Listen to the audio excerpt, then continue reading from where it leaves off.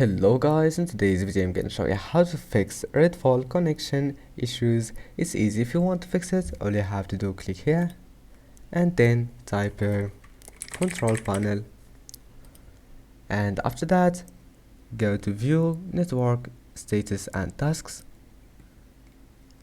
and now here you will find internet. Access type must be internet and connections. Maybe you will find it Wi-Fi or internet. Just click on it and then go to properties. Now go to protocol internet version 4 and just copy my settings.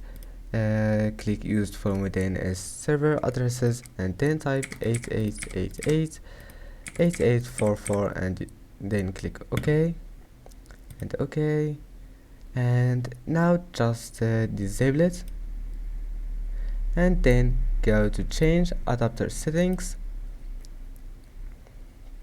and now just wait, and here you will find it internet. Now right click on it and click enable and just wait a few seconds, like 1 minute, and try again and your problem must be fixed.